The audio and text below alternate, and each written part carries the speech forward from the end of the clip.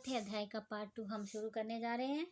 तो यहाँ पे, हे अर्जुन, जिसकी संपूर्ण कार्य कामना और संकल्प से रहित है, ऐसे उस ज्ञान रूप अग्नि द्वारा भस्म हुए कर्म वाले पुरुषों को ज्ञानी जन भी पंडित कहते हैं। जो पुरुष सांसारिक आश्रय से रहित सदा परम आनंद परमात्मा में तृप्त हैं, वह कर्म फल के और संग और अर्थात कर्तव्य अभिमान को त्याग कर कर्म में अच्छी प्रकार बरतता हुआ भी कुछ भी नहीं करता है।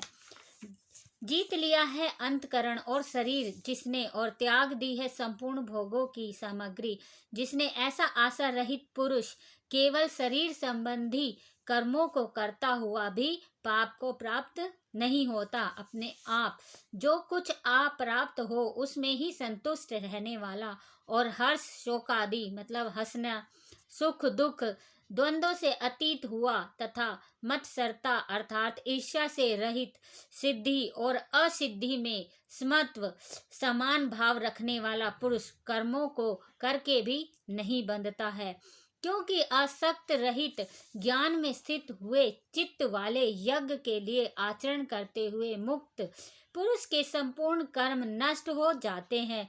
उन यज्ञों के लिए आचरण करने वाले पुरुषों में से कोई तो ऐसे भाव से यज्ञ करते हैं कि अर्पण अर्थात शत्रुवादिक भी ब्रह्मा है, और हवि अर्थात हवन करने योग्य द्रव भी ब्रह्मा है, और ब्रह्म रूप अग्नि में ब्रह्मा रूप कर्ता के द्वारा जो हवन किया गया है वह भी ब्रह्मा है।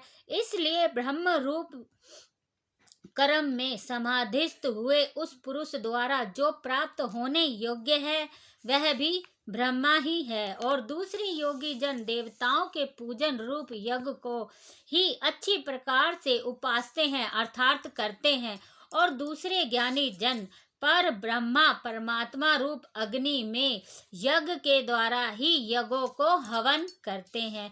अन्य योगी जन श्रोतादृक सब इंद्रियों को संयम अर्थात स्वाधीनता रूप अग्नि में हवन करते हैं, अर्थात इंद्रियों को विषयों से रोक कर अपने वश में कर लेते हैं, और दूसरे लोग योगी लोग शब्दादिक विषयों को इंद्रिय रूप अग्नि में हवन करते हैं, अर्थात राग द्वेष रहित इंद्रियों द्वारा विषयों को ग्रहण करते हुए भी भस्म रूप करते हैं। दूसरे योगी जन संपूर्ण इंद्रियों की चेष्टाओं को तथा प्राणों के व्यापार को ज्ञान से प्रकाशित हुई परमात्मा में स्थित रूप योगा अग्नि में हवन करते हैं। दूसरे कई पुरुष ईश्वर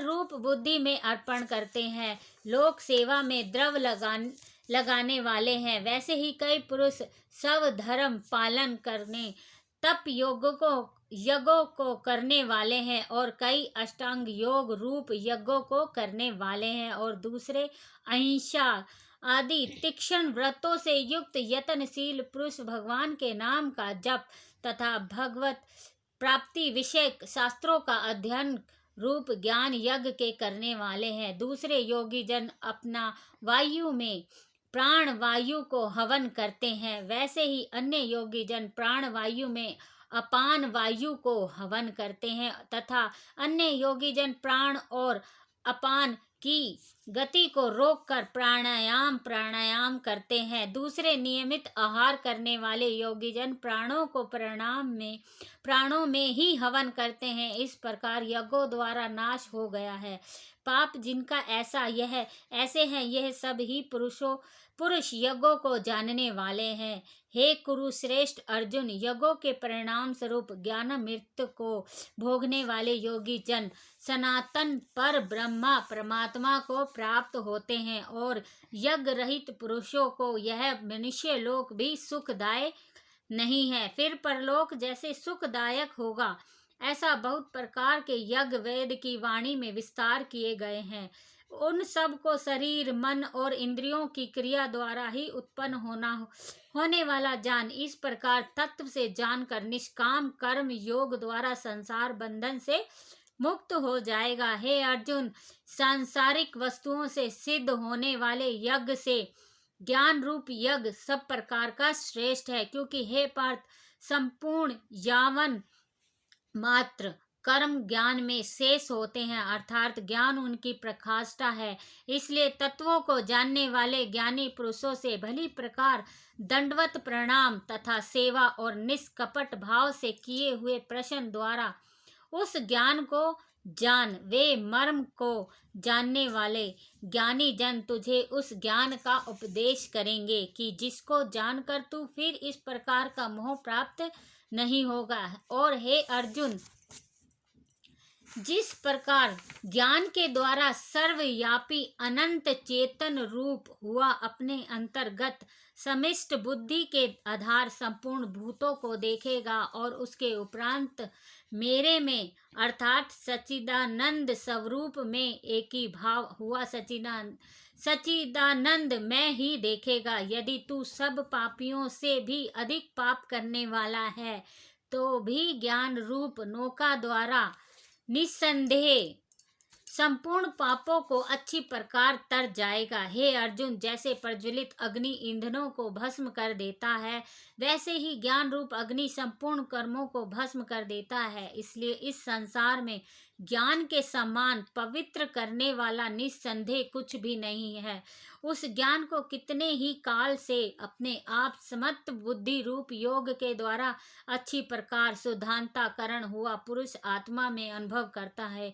हे अर्जुन, जितेंद्रिया तत्पर हुआ श्रद्धावान पुरुष ज्ञान को प्राप्त होता है। ज्ञान प्राप्त होकर तत्क्षण भगवत प्राप्ति रूप परम शांति को प्राप्त हो जाता है। हे अर्जुन, भगवत विषयों को न जानने वाला और श्रद्धा रहित और संशय युक्त पुरुष परमार्थ भ्रष्ट हो जाता है। उनमें भी संशय युक्त पुरुष के लिए तो ना सुख है और न है ये लोक न परलोक, अर्थात यह लोक और परलोक दोनों ही उसके लिए भ्रष्ट हो जाते हैं। हे धनंजय, समत्व बुद्धि रूप योग द्वारा भगवत दर्पण कर दिए हैं संपूर्ण कर्म जिसने और ज्ञान द्वारा नष्ट हो गए हैं सब संशय जिसके ऐसे परमात्मा प्राणीय पुरुषों को कर्म नहीं बांधते हैं।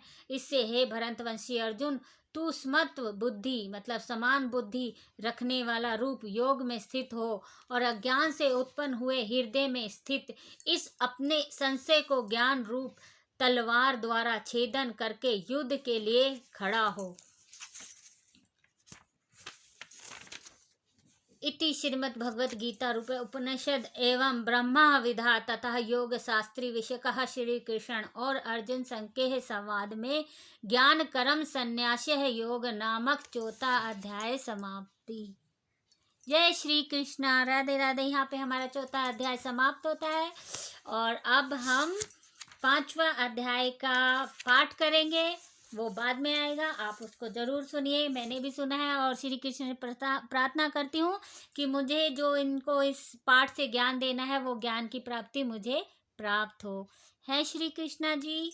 राधे कृष्णा सभी को। गीता जी का बहुत बहुत धन्यवाद जो हमें ज्ञान की प्राप्ति के लिए हमारे पास हमेशा से है।